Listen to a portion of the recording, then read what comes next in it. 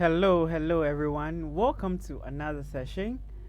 We are going to continue our discussion with regards to introduction to computer programming using the C++ programming language. So, over the few weeks, we've been trying to understand very important concepts when it comes to computer programming in general. So, amongst the things we talked about are concept of flowcharts, algorithms, pseudocodes, how to write step-by-step instructions for the computer to understand how the computer even processes the information that we give, we feed into it, and all that. Now, we also went ahead we actually transitioned into looking at the C++ programming language itself. Yes. So, in that we talked about why C++, how it even came about, and the benefits that are available, opportunities that you get when you learn the programming language C++. Then again, we continue to look at some prerequisites that you need to have in order to start writing C++ project. That we talk about you getting your environment ready, making sure you have your compilers and your text editor, or let's say your IDE, in place to be able to navigate your way writing your C++ programs. Then when we were through with that, we went on to create our first project, and then we actually displayed something or information to the screen where we saw a basic write-up saying that hello world. Now we came back to really understand the step-by-step instructions that was written in the first project that we created, talking about things like using namespace, the input and output stream and all that. We talked about all those. Then we gradually transitioned to really look at how to write instructions, that is talking about the syntax when it comes to C++ programming.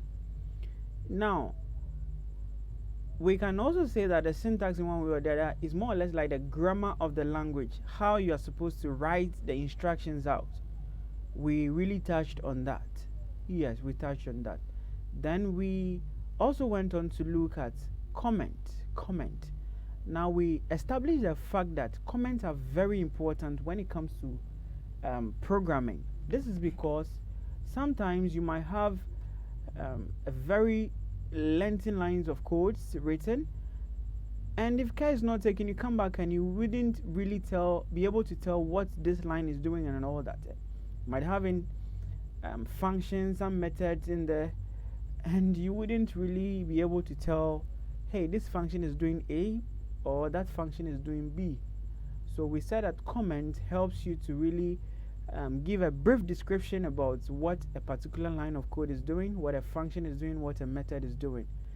And it is not only beneficial to you, the programmer, but also when it comes to collaborating with other programmers, it becomes very, very handy. We established that fact as well. Then, after the comment, we gradually transitioned to look at the concept of variables. In that, we didn't really go deep into variables. We only said that variables are containers for storing data. So, in this particular video, we are going to relook at the concept of variables and go a bit in depth to really solidify understanding when it comes to variables. And after that, we can see what we are supposed to look at next. So I believe you are ready. Get your environment ready, your IDE, so that we can write some codes. Okay. So I'm going to create a project. I've already launched my code blocks. That is what I'm using for this tutorial series. So if you are using an environment that is quite different from mine, that is fine. The only thing you have to make sure you do is you're able to create a project, run it, your code gets compiled down to machine code for you to actually see result. Those are the most important thing you need to what observe. All right, so I'm going to create a new project. Let me just click on this option here, create new project, and then I'm going to select console application and click on go. Click on next, and then make sure I select C++, click on next, and I'm going to say that I want to create a project called variables, because that is what we are looking at in this particular video. Then you can go ahead and select a folder to create your project in, and just click on next afterwards. Leave all these things to default, and then click on finish. So our project is created successfully. Let's expand the sources folder under the project tree here, and then open the main.c++ file. Let me zoom in a bit so you can see what we have on the screen. Yes, so this is what we have now. If this happens to be your first time, go back and then watch the other sessions. I suggest you do that so that you wouldn't feel totally lost, and then when you are through, you can come back and then revisit this particular session as well. Yes, so having said that, let's continue. So what are variables? Let me actually take you to an environment where I can demonstrate something quickly. So I'm gonna say that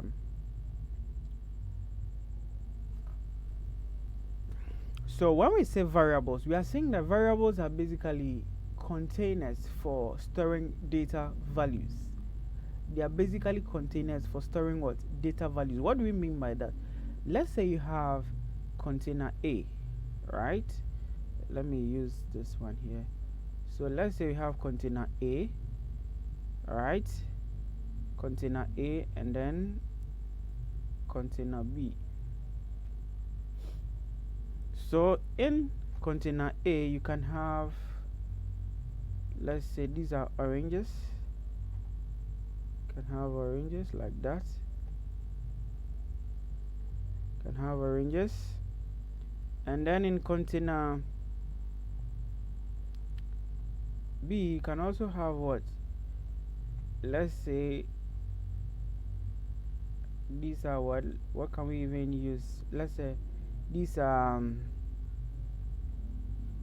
basically unknown items. Yes, so add few. Yeah, so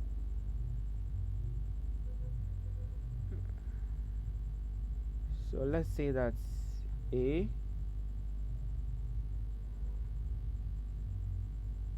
So this is what container A.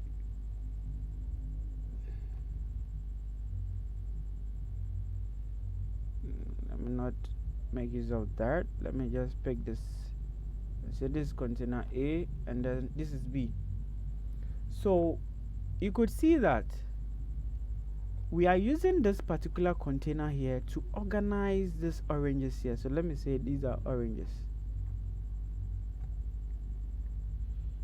These are oranges. So we are using this container here to organize what? These oranges into one single unit.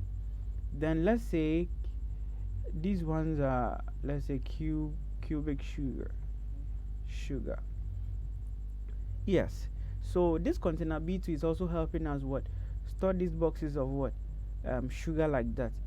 Now what can you really infer from this? It means that with the help of containers, we are able to organize what? Information, right?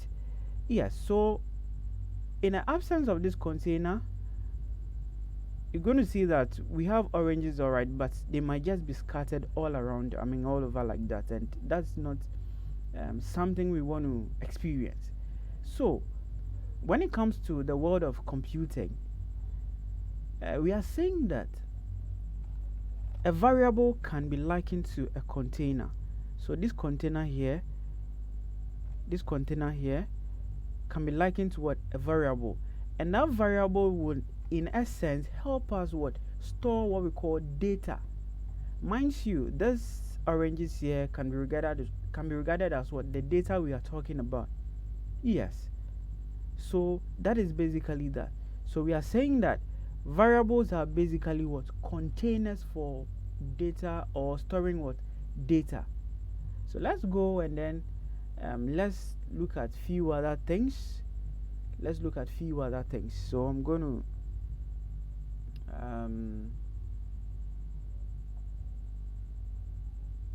going to go back to my environment so we can start to look at some few other things. So with that knowledge that variables are basically containers,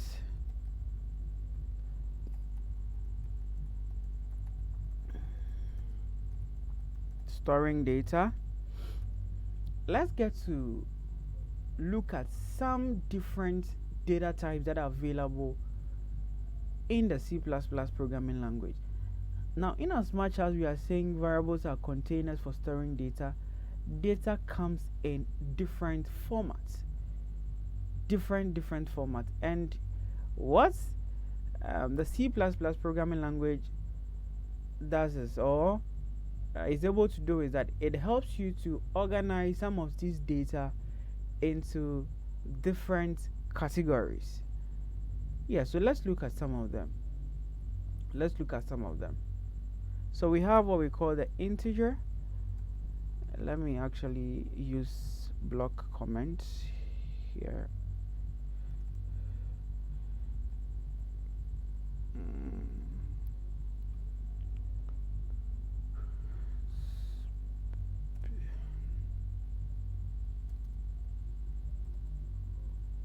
So we have what we call the integer.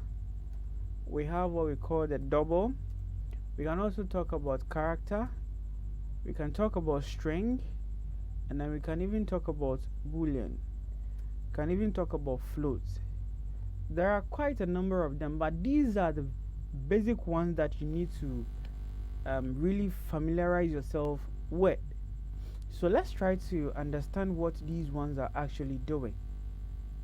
So with an integer data type, what it helps you to do is stores integer values such as, so it helps you to store integer values such as 1, 2, 3, 4, 5, 6. So let me actually separate these ones with comma like that. Now it does this without giving consideration to decimal places. So if you have a number like 5.4, this is not going to be it is not going to work with what integer.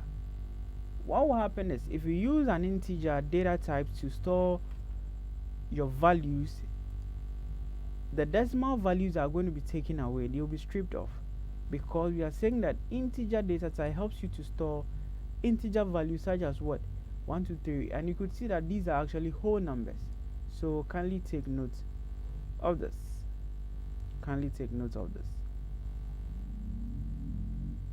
All right, now let's also continue to look at what double. What is double doing? So we said that double stores, it helps you to store floating point numbers that contains let's say decimals. So you could talk about a number like, let's say 12.5 5. You can also say 34.22, and these are actually floating point numbers with decimal what values. Yes, and whenever you think of storing such data, the best approach or the best data type that should come in mind should be the double data type. Yes. Okay, you see all this in action by leveraging some practical examples, and I believe that can help you really understand what is going on. Okay, let's also look at the character data type. So we are saying that This character data type helps you to store single characters, such as let's say A, B, C, D, etc. Now there is something particular you have to take note when it comes to using character data type or storing character in a C++ program. So the rule is that character values, so let me do this asterisk, character values must be surrounded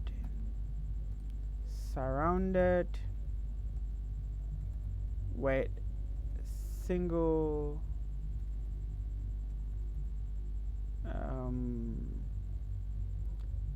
single quotes. Yes, single quotes, like so. So example, you have single quote like so, then say maybe A, like so.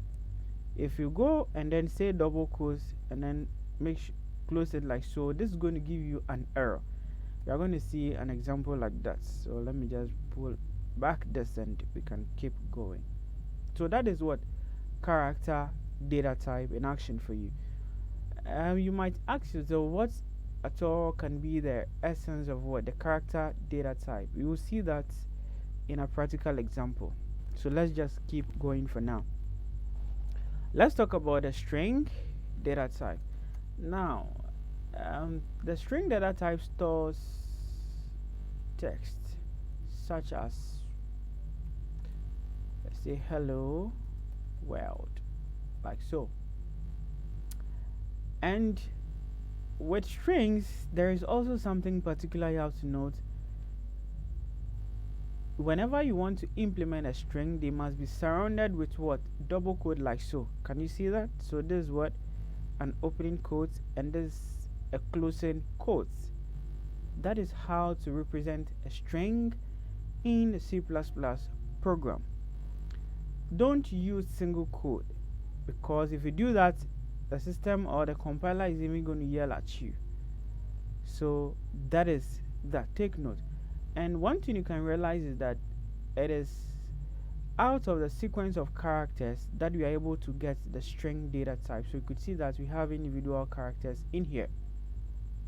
Yes. So that's about the string data type. Let's also talk about the boolean. So boolean basically helps you to also store values with let's say 2 states. That's basically a true or false values. So let's say, for instance, you can have a variable called, say, bool, and say that, okay, it's male. So it's male, and then set this one to, let's say, false.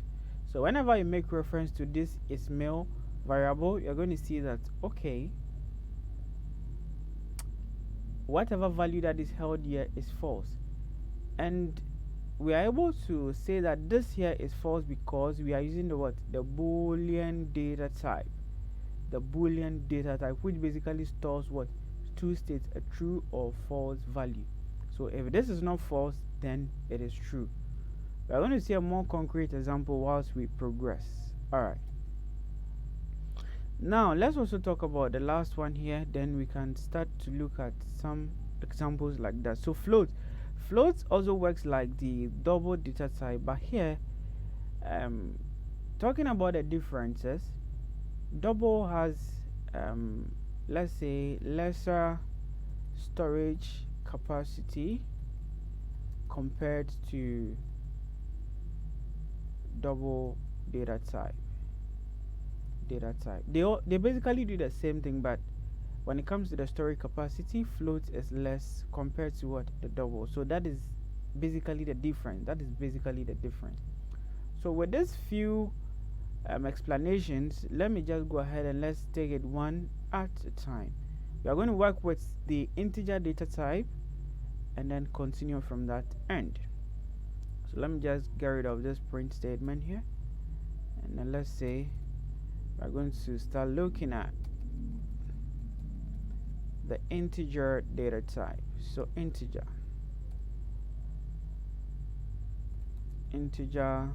data type. So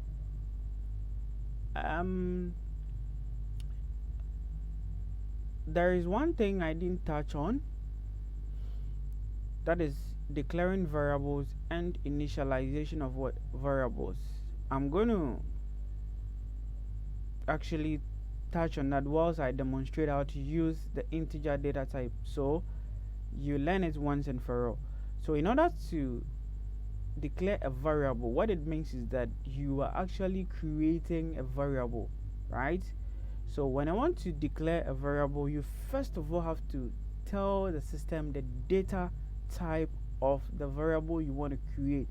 So we are making use of what, the integer data type. So we simply say int, and the system knows that, okay, you want to make use of what, the integer data type. Then you now tell the name of the variable you want to what, create. So let's say we want to create a variable called num1, meaning number one. Basically, you can do it full. So number one, like so. So when you do this, you have basically created a variable called number1, which is of the integer data type. And if you really did understood what the integer data type does, it stores whole numbers, like 1, 2, 3, 4, and so on and so forth, without decimal, let's say, values. Yes, so take note of that. So when you are able to do this, make sure you bring this semicolon just to let the system know that you are done with this particular line here. If you don't bring the semicolon, you are going to get what, an error. Remember, in our last video we did touch on what syntax is. Syntax, more or less like the grammar of the language. It is saying that whenever you are done with a particular line or statement, make sure you bring a semicolon just to tell it that you are done with that particular what, line. And when you're able to do this, like I said, we've created a variable successfully. Now, how do we make use of this variable? We go ahead and say we want to initialize it. Also, okay, when we want to initialize it or want to assign values, what it means is that we want to store values into this particular what, variables. What I'm going to do, I can go ahead and say number1, and I'll say equals, then I'll say, let's say 5, and then make sure I terminate this. So when I declared a variable, I actually proceeded with the integer data type. But then when I wanted to assign a value to this particular variable, I don't need to proceed again with the integer, because the system already knows that there is a variable called number1 and it is of the data type what, integer. So I only make reference to the name and then use this equal sign to assign the value here to the variable. So this is what an assignment operator. We are going to get to operators whilst we progress in the sessions. Okay, so this is what an assignment operator. It helps you to pick whatever is on your left hand side, on your right hand side, and then assign it to whatever that is on your left hand side. So what can we possibly do? We've actually learned how to display information to the screen. So I'm going to display whatever that is held in this variable to the screen, so we see. So I'll say cout less than, that is the insertion point, and I'll say okay, number, like so. Then I'll make sure I bring another insertion point, and I'll say number1, like so. And then I can also bring another insertion point and say end L, and then terminate this one like so. So when I go ahead and build and run this project, build and run it, I expect that we get a statement saying number and then the number that we assigned. So exactly what we are seeing here. Exactly what we are seeing here. Now, for whatever reason you might decide to have quite a number of what variables that you want to perform operations with. So let's look at something. So I'm going to say, okay, I want to define one more variable called number 2, int number 2, int number 2, and then say number 2 to, I want to assign number 2, I want to assign the value 10 to it, like that. Now let me also touch on this before we go on.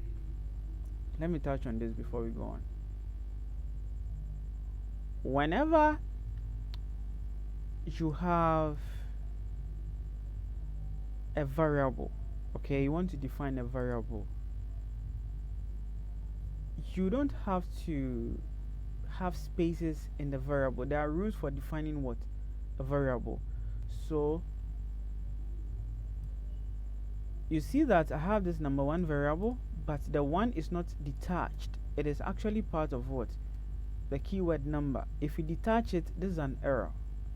If you want to detach it or make it a bit separate, you can use an underscore like so, and then you can define your variable. Yes, so that is that. You also don't begin a variable with special characters. Let's say asterisk. This is not allowed, or a /. This is not allowed. You can begin with an underscore, like so, and that works. So these are few things you need to take notice of. So that is that. All right. So let's say that I have defined these two variables and then I've assigned these values respectively to them. So what can I possibly do with these two? Let's say I want to add whatever that is held in these two variables and then get to see the result. So I can have a third variable called, let's say, sum. So int sum, and then I'll say equals. Then what do? I'll say number 1 plus number 2, and then terminate this. So when I go ahead and say that I want to actually say sum,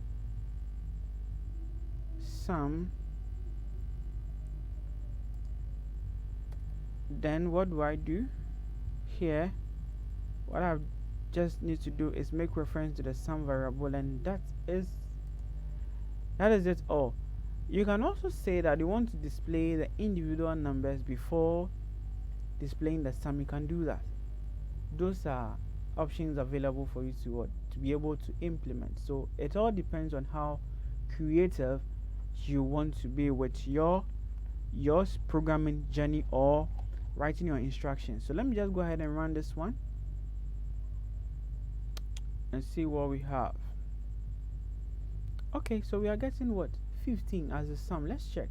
We are saying that a value 5 is held in this variable, and then a value 10 is also held in this variable called num2, and basically we are adding whatever is held here to whatever is also held here, and then we are assigning whatever the result is to this variable called sum, and that is what we are printing to the screen. And we actually saw that the answer was 15. Yes, and that is actually correct. That is correct. Okay, so that is basically how to go about the integer data types. I've actually said a lot about this,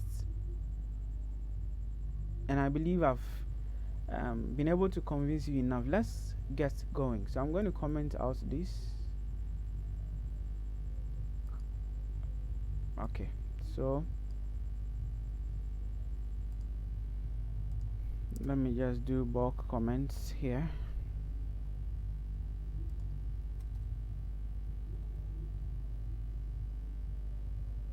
Okay, so let's go ahead and start talking about the next data type, which is double double double double data type. So what is the double data type allowing you to do? So it allows you to what, store let's say, let's go back to our definition. Store floating point numbers that contains what, decimal values. So we have a variable called, let's say, first thing first, we begin with a data type called double. Then we specify the name of what, the variable, let's say amount, and then say we want to amount. Let's just terminate this. Now how do we assign value to the variable that we've defined here? We need to call the variable and say amount should be equal to, let's say, 50 point, let's say 45, and then make sure we terminate this like so. Now when we go ahead and say cout, and then let's say we want to just straight up display amount, and then make sure this is terminated, I expect that we see 50.45 displayed on the screen for us, and that is exactly what we are seeing here. That is exactly what we are seeing. Let's say we want to do a bit of computation with this data type. So I'm going to have another variable called double. I'll say rate. Let's say the rate is 1.5 or 1.4. So in order to say that we have another variable, say amount payable, right? Amount payable, okay, should be equal to the amount multiplied by what, the rate. So in computer programming, we don't have the symbol, or the, let's say, the symbol like so, that's the multiplication. We don't have that. We use the asterisk to represent multiplication, so take note of that. So we go ahead and say that, okay, so before then, let me just cut this and then bring it somewhere here, so that it happens that we've actually assigned values to these variables before we actually performing computations with it. So when I go ahead and say that I want to print something like so, amount payable, right? Amounts payable, then come here and say amount payable like so, and then build and run this one here. We are going to see that we have a nice computation in there like that. Yes, and that is how to pretty go about the double data type. Mind you that because I know very well I'm dealing with decimal values, all my variables are actually defined using what, the double data type. If for whatever reason you want to mix the integer data type with a double data type, you should really know how to go about it. There's a concept called casting or typecasting. If time permits, we are going to get there, but in absence of that, just stay consistent whilst you are trying to understand the basics of what, C++. Yes, so let me also close docket on this, assuming that you understand what is going on. If there are concepts that you don't understand whilst I'm touching on them, let me know in the comment section, and also you can also draw my attention through whatever means that you have at your reach. Yes, so that is a double data type for you. Let's go ahead and look at the character data type, and then look at the string and then the boolean, and then we can call it what's a day. Okay, so let me comment out this for now. So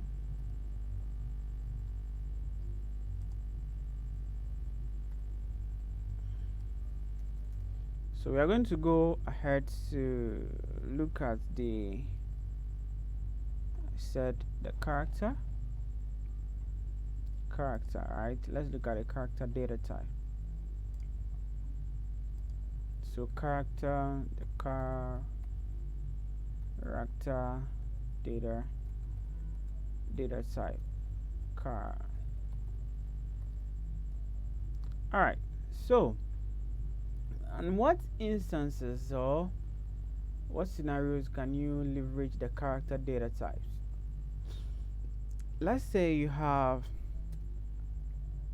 want to represent the grade letters for the scores that your students obtain in a particular test that you conducted for them. So what you can do is you can say character and say, let's say grade letter,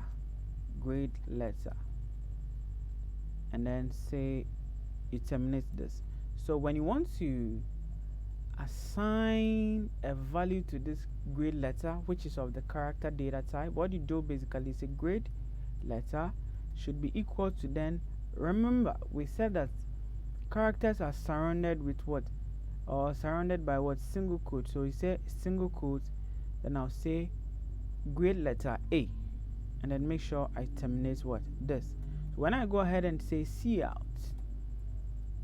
cout grade letter, and then make sure I terminate this like so, we are going to see what, letter A displayed in the console. Yes, so as you can see, this is it right here. Now supposing that I decided to use double quote for this, look at what happened. Double quote, and then run this one. The system is already yelling at us. You can see this red indication here means there is an issue on this particular line. So like I said, be very particular about certain pertinent what details like that. So single quote, your letter, and then another single quote. So that is what the grade letter in action. So there are more complex stuff you can do before even assigning what the grade letter, checking the scores and all that. I believe going forward, after we are able to touch on these basic concepts, we are going to build interesting programs that will help really solidify your understanding when it comes to some of these basic concepts. Yeah, so that is what the character data type in action for you. So let me comment out this and then move on to look at the string data type. So we are saying that the string data type,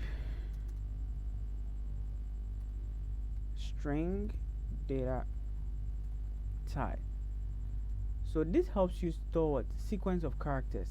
So how do we go about it? First you bring your string data type, I mean the keyword, then you say maybe username, or let's say full name here, full name, and then you terminate this one like so. So when I want to have a value assigned to this full name, I can just say full name equals to what, we use double quotes like so, and then say full name like so, and then we terminate this one. So when I go ahead and say cout and say full name, okay, and then run this one, build and run it, we are going to get, okay, I need to first build the project before to make sure that the recent changes are effected. So you could see that I'm having my name here like that. But then if I go ahead and say I want to use single quotes for these sequence of characters, let's build and run it again. Let's see. Okay, you see what we are getting? H, and that is an abnormality that we don't want to what, an anomaly that we don't want to experience. So make sure that you follow the syntax of the language. The rules are very, very what, important. So that is that. So that is how to define a variable or a container that is of the data type string, and if you want to assign a value to it, you just go ahead and say mention or make reference to the variable name equal, you open your double quotes, and in between the double quote you specify whatever you want to what, display. Now there are, you are going to create more interesting stuffs, or demonstrate some practical applications of some of these data types, so you really understand why or appreciate the benefit that these ones give us. So that is that. Now let's touch on Boolean, and I would close docket on variables. Now Boolean, Boolean, Boolean. We are saying that they help us store what two states, what values. Boolean data type. So it's either a true or false value. So for you to be able to do that, you begin with what the bool keyword, like so. Then you say, okay, let's say it's online, it's user online, so it said false. Now let me just go ahead and say cout is online, and then end L, like so. Now when I run this, build and run this program, let's see what we see. What we have, we are getting a 0. Okay, I'll come back to that. Let me change this one to true, and then build and run this one again. We are going to get a different value. Definitely we are getting a 1. So we are saying that Boolean is actually representing either a 1 or a 0. So in essence, whenever you say false, technically it means what? 0. Or whenever you see 0, technically means what? False. The more reason why we are saying that this is online Boolean variable here, which is having the value true. When we printed whatever that is in it, we are getting what? 1. So 1 in essence means what? The value here is true. And then when you had 0 2, it means that the value was what? False. And also, if you could take notice, when I brought the data type, I actually created a variable name, and on the fly I actually what? Assigned the value to it. I didn't go a step further to say that okay, terminate it first before saying it's online, and I'll say equal to true. I didn't do something like so. I just went ahead to say that equals to what? True. So what am I basically doing? I'm actually declaring a variable, and then on the fly I'm initializing what? The variable. So we call it what? Initialization of what? A variable. You can also do equally for the ones that we've talked about already, but there are scenarios or situations where you would first of all want to declare the variable before later on you go ahead and initialize it. But if you have a reason to initialize a variable on the fly, that is also what? Really accepted. That is not an issue at all. Yes, so this is where I would end on the concept of variables. I believe in our next session, or in our next meetup, I would be touching about some other concept, probably regarding variables. That is, yes. So